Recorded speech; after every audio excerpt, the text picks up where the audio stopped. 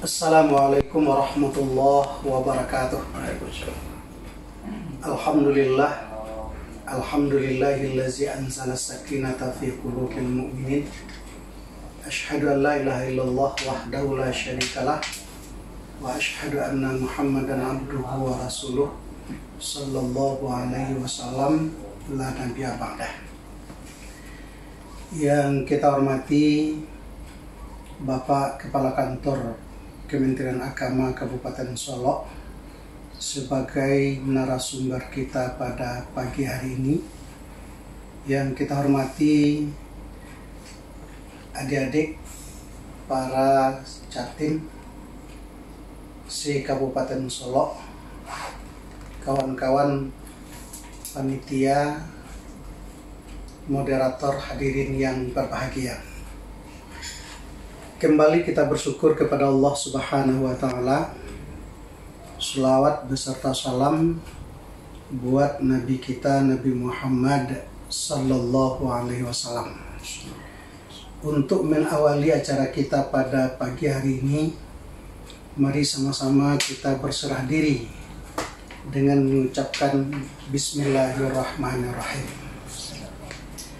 Bapak-bapak dan ibu-ibu hadirin yang berbahagia, pada kesempatan kali ini sebagai narasumber kita yaitu Bapak Dr. Andus Haji Alizar Chan, MA, Kepala Kantor Kementerian Agama Kabupaten Solok, dengan tema Kiat Memilih Pasangan yang Ideal.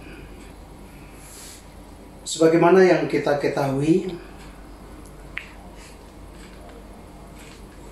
generasi kita sangat kebingungan untuk memilih menjadi pendamping atau pasangan yang ideal. Kadangkala kita lihat di dalam kehidupan sehari-hari,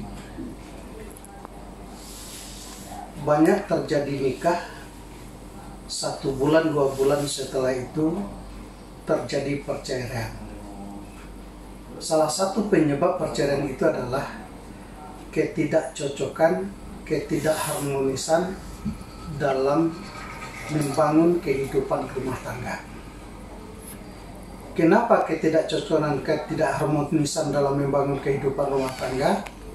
Ini diawali adalah memilih pasangan sebelum pernikahan itu terjadi. Nah, untuk itu pada hari ini kita dengarkan tausiah dari Bapak Kepala Kantor Kementerian Agama bagaimana kiat memilih pasangan yang ideal menurut Al-Quran dan Sunnah. Kepada beliau kita persilakan dengan segala hormat. Assalamualaikum warahmatullahi wabarakatuh. Waalaikumsalam. Innal hamdalillah wa syukru lillah wa la haula wa la quwwata illa billah.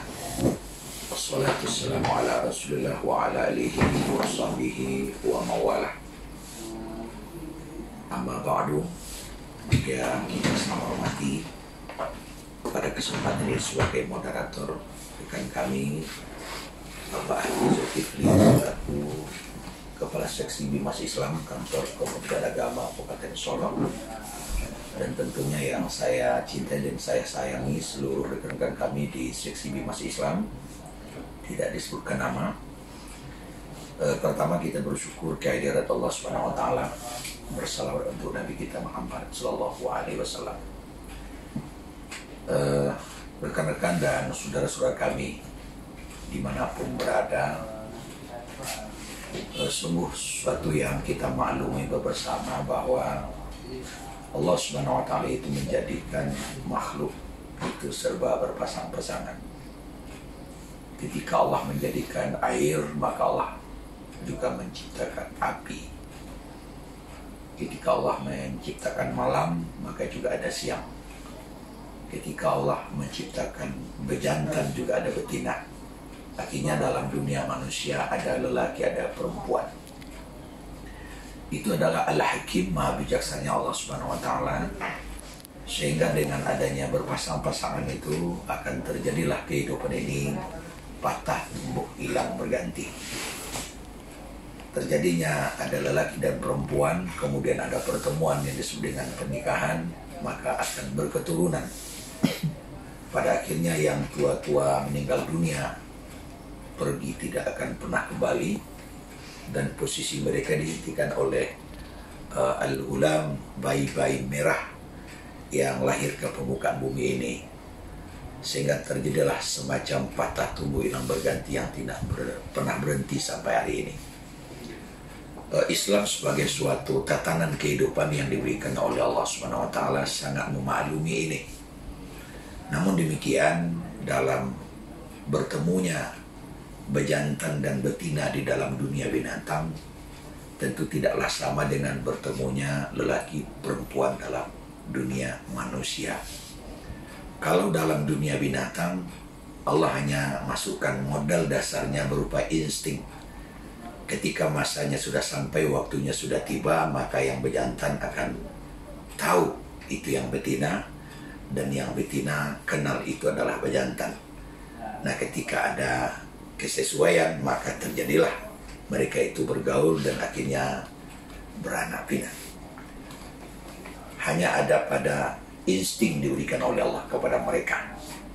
Sehingga di dalam dunia binatang itu Allah berikan insting, dan Allah berikan dalam instingnya itu dengan sistem yang disebut dengan musim. Ada musim kawin, ada musim beranak. Nah, ketika musimnya ini belum datang, kalau musim kawin itu belum datang, maka bejantan tidak butuh betina, dan betina sama sekali tidak butuh bejantan. Tapi ketika musimnya sudah datang, maka kedua belah pihak saling membutuhkan dan saling mencari. Tapi kalau dunia manusia, Allah tidak berikan insting, tapi Allah berikan aturan. Allah berikan aturan yang disebut dengan aturan agama. Dalam berbagai buku fikih itu disebutkan ada satu yang disebut dengan babun nikah atau bab pernikahan. Meskipun secara pertumbuhan manusia itu sudah balik berakal, sehingga lelaki sudah tahu dengan perempuan dan perempuan sudah tahu dengan lelaki, tidak bisa langsung begitu saja untuk menjalinkan hubungan, tetapi ada aturan yang harus dilalui. Nah, kalau di dunia binatang itu tidak ada sama sekali, hanya Allah tempelkan dunia binatang itu lewat penciuman, sehingga bejantan dia melalui penciuman dia tahu bahwa yang bedakan itu adalah betina, dan sebaliknya betina juga demikian. Tapi kalau dunia binatang, Allah tidak, dunia manusia maksud kami, tidak menempelkan pada penciuman, tapi Allah menempelkan pada penglihatan. Akhirnya dengan dilihat dia tahu itu adalah perempuan, dengan dilihat dia tahu itu adalah lelaki. Nah, ketika dia sudah melihat ada keinginan untuk beranak dan berketurunan, tentunya para pendengar tahu betul yang kami maksud. Dia tidak boleh langsung begitu saja, tapi harus ada SIM, surat izin menikah, surat izin mencangkul, surat izin menggarap.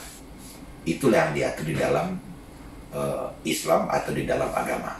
Nah, salah satu di antara aturan yang tidak bisa kita elakkan adalah maka adanya yang disebut dengan tata cara untuk mencari pasangan atau mencari jodoh. Nah, kenapa demikian? Karena di dalam Islam itu disebutkan bahwa kalau bisa nikah itu adalah satu kali. Apabila sesuatu diawali dengan baik, itu juga harus diakhiri dengan baik. Di dalam falsafah hidup kita orang Minang disebutkan, setelah terjadi pernikahan, kalaupun bercerai, bacarai tambilanglah. Nah, bacarai tambilang artinya tidak akan bercerai kecuali Allah yang menceraikan. Apakah bercerai atau tidak, itu sangat ditentukan oleh satu hal. Apa itu? Prosesi di dalam mengayomi rumah tangga. Nah, kita tahu bahwa secara umum tentu rumah tangga itu ada dua. Ada rumah tangga yang samarah, sakinah, mawadah, warahmah.